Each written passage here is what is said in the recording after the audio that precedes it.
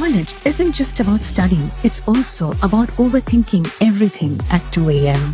One day, you're motivated, the next day, you're questioning all your life choices, deadlines, pressure, expectations, and somehow everyone else seems to have it figured out. They don't. By the way, campus therapy is a space where we talk about all of this honestly, real conversations, real struggles, real solutions. Because figuring life out shouldn't feel this confusing. This is Campus Therapy by Level Up Events. Hello everyone, I'm Gargi Lad. I'm a third year AIDS engineering student and I'm also a writer for brands and creators. Before we begin, I would like to extend a big thanks to Level Up Events for letting me speak at Campus Therapy. Okay, before I say anything else, I want to ask a question. How are you guys actually doing? Not the I am fine version, the real one.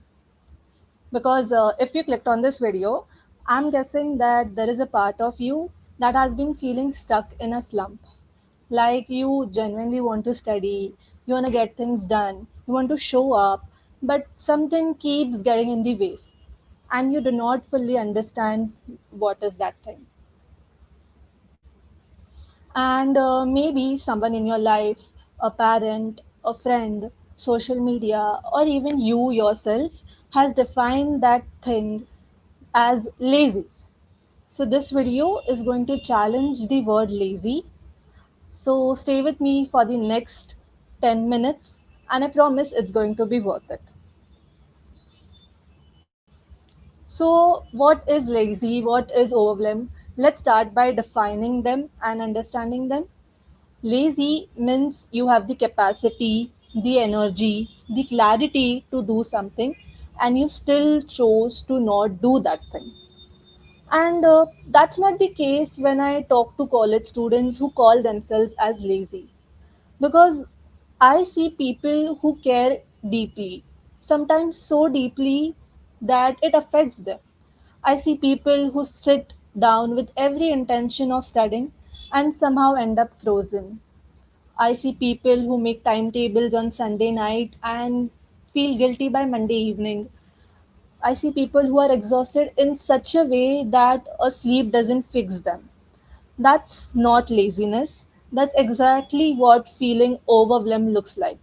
And there is a massive, massive difference between being lazy and being overwhelmed. So let us see how we can differentiate lazy versus overwhelmed. So a lazy person doesn't care about the outcome, and an overwhelmed person cares so much that the caring itself becomes the obstacle. If you are watching this video right now, you care, and that already rules out being lazy. So, now for a good 1 minute, we are talking about overwhelm and lazy.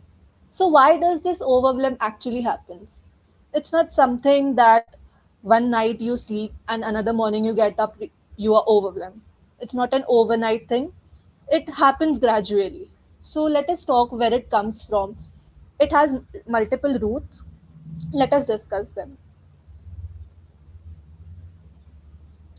Root number one, too many inputs.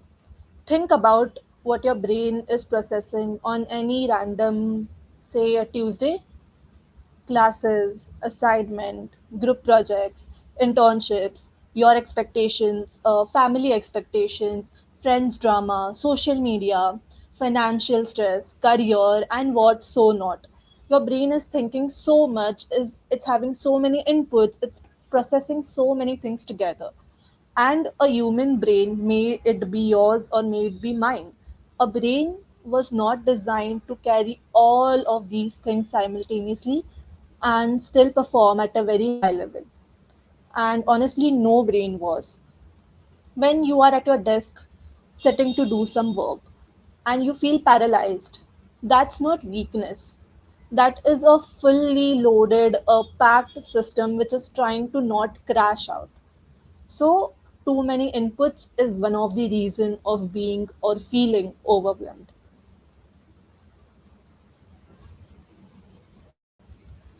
Route number two, no visible sense of progress. So, here's something which no one tells you, that motivation doesn't comes first, progress does.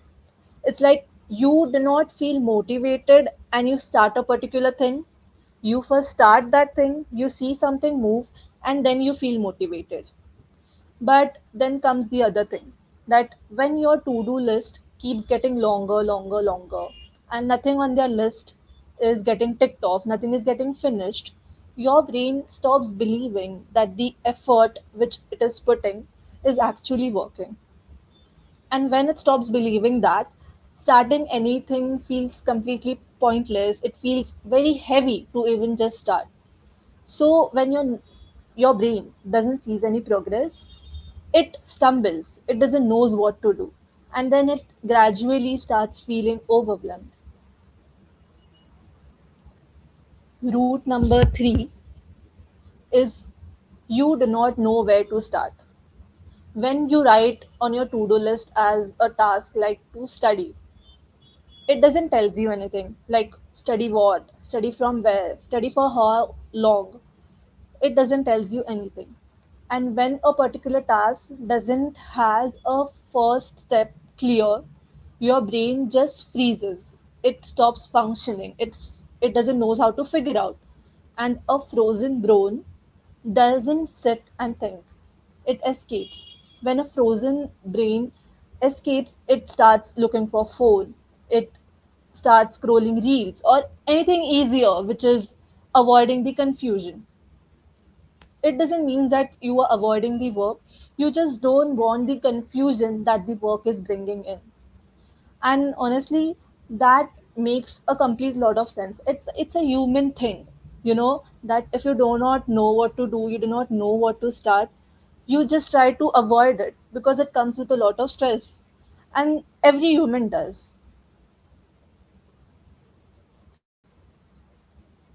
Route number four, the emotional weight, the thing which people talk about very less.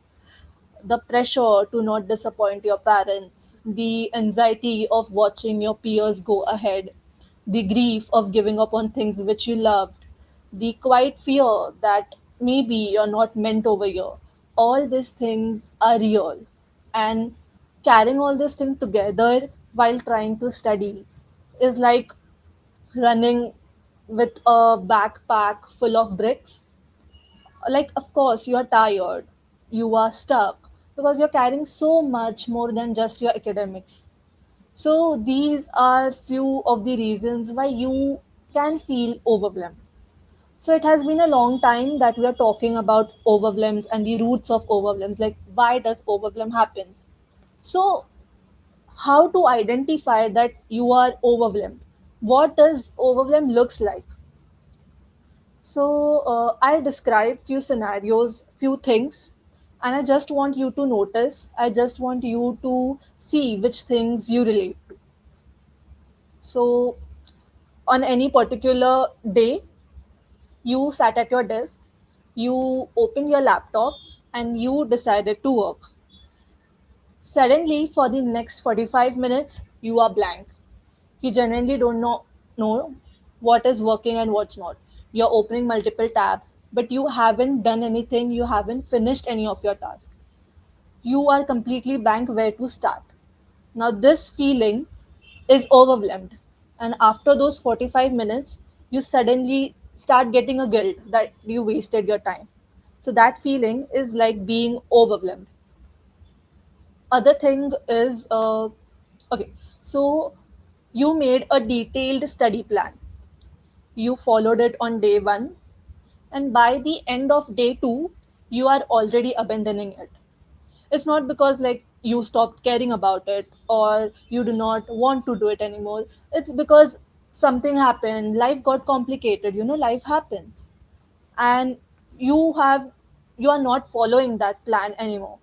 So now you automatically start getting the guilt and you feel like you cannot do anything, and that's what exactly starts making you feel overwhelmed.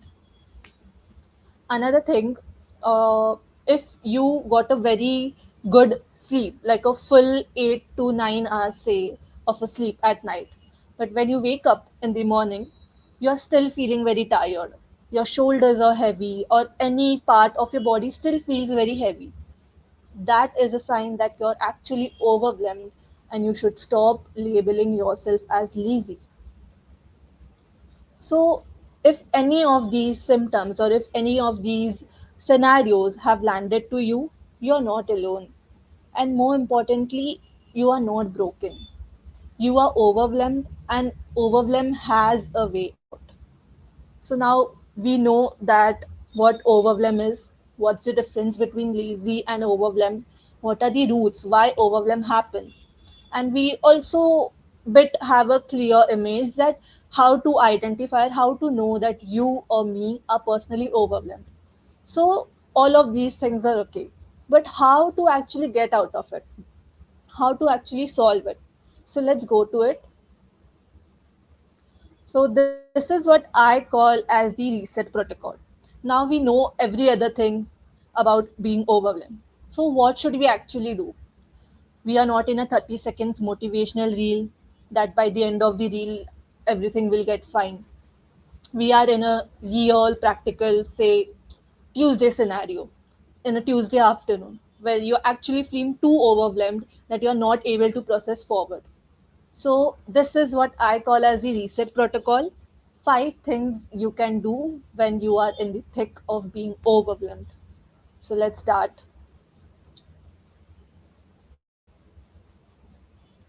Step number one, the brain dump. Open a blank page, let it be a book, paper, or your phone, it doesn't matter. Write down every single thing that's in your head. Let it be academic, personal, emotional, random. Just write it down. Get it out. The mental load which you have in your brain, it feels lighter once it exists somewhere other than inside you. So just sit at a place, a quiet place, think what's all happening around you, what's all happening to you, and write down every single thing. It doesn't matter how big, how small the list is, just write it down for yourself. Step number two, one thing. So now we have jotted down the things which are bothering to us. So now we need to pick one possible thing. It shouldn't be the most urgent thing, it shouldn't be the most important thing. Only one thing that feels doable right now at this exact moment. Suppose I feel that I can write one page of my assignment at this exact moment. That's the most doable thing which I can do right now. I'll pick that thing. It shouldn't be, if you cannot do an entire chapter, take one page. If you cannot do entire project or assignment, one section of it. Doesn't matter how small it is. Your brain needs a small win to restart.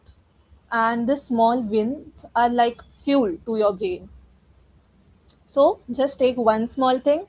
Doesn't matter how big, how small, one thing. Do it. That's it. Don't think it, just do it. Step number three, the Zygarnik effect. So it's like shrink the task until it's not scary. If you cannot study an entire chapter, read one paragraph. You cannot write an whole assignment, write one page.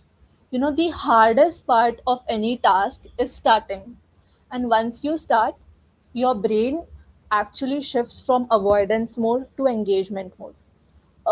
Think of this like a movie. You want to watch a movie since many days, but do you have so much work, you have projects, assignments, due to that you are procrastinating it. You do not want to, come that movie in between your stuffs, so you are just procrastinating that movie to watch it. But on a random Sunday, you decide that you'll sit and you'll just watch first 20 minutes of it. So you sat down on a Sunday evening and you started to watch that movie. You watched the first 20 or first 30 minutes of that movie. And then you paused it and you decided that the later remaining part you'll watch it later. But now when you're doing some other stuffs, you are studying, or you're having lunch, you're having dinner, breakfast, or you're going to college, your brain keeps thinking somewhere that what will be the end of the movie, what's going to happen next in the movie, how the turn will the movie take, which turn will the movie take. So now your brain is in engagement mode. Until you then started to watch that movie, your brain was in avoidance mode. Once you have started to watch that movie, your brain automatically went in the engagement mode. This is what scientists call as the Zeigarnik effect. Your brain actually wants to finish things once it has begun. So you need to just shift your brain, allow to shift your brain from the avoidance mode to the engagement mode. Step number four, rest is recovery.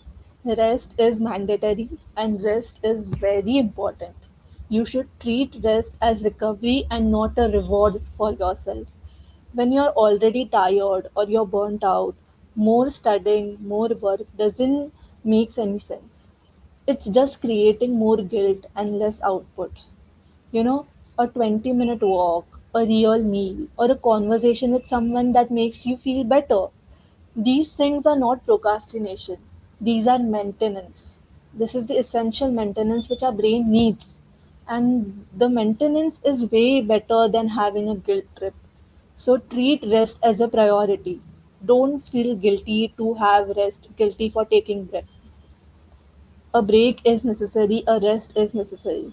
Your brain cannot continuously feel or continuously do so many things. So keep rest as your priority. So the step number five, we have ask out. You need to say it out loud to someone. You don't need a solution. You don't need to have it figured it out. You just need one person, maybe a friend, roommate, counselor. Just tell them that you're struggling, you're not feeling fine. You know, the act of speaking the things out will actually reduce the psychological grip. You don't have to carry all these things alone. You can ask out to someone, anyone. And in the case if you do not feel comfortable to talk to, or if you don't have anyone to talk to, you should just write it down, journal it out. Keep doing it multiple times until you feel fine. And with time, things will get better. So, these were the five things that you can do to get out of the overwhelm slump. Now, there is something which I want to tell you. It's that you are a human and it's okay to feel whatsoever you are feeling. College is one of the strangest phase of everyone's life. You are not an adult, still you are expected to be an adult. You are expected to manage all things. You are expected to perform very well. And you're doing so many things at a particular time. And while doing all those things, you are still expected to be academically at your highest level. And nobody prepares you for this. Schools and colleges will teach you Pythagoras theorems and formulas, but they are not going to tell you that how to process yourself when you're anxious, how to take yourself out of any kind of a slump. They are not going to teach you these things. And it doesn't mean that if they aren't teaching you, it's not important. These things are really very important. Taking care of yourself, taking care and noticing what you feel, working on improving yourself mentally, it's very important. You know, Somewhere in this society, we have been probably told that if you are struggling, it's a personal failure, that the people succeeding around you, they have cracked some code which you haven't cracked. I don't think they haven't cracked any code. They are figuring it out too. There is just a difference, like, you never know, they are at a different point of their overwhelm phase. So it's okay to feel, it's okay to take time. You do not have to rush with your feelings. And trust me, you are not lazy. You are just a person who is carrying so much, who is trying their best. And in all the hard condition, they are still showing up. And these are actually everything that you can do. So give yourself some credit for that. Okay. So here's the one thing for today, just one single thing. Take a blank page, write everything that's in your head, then pick up one thing that feels possible.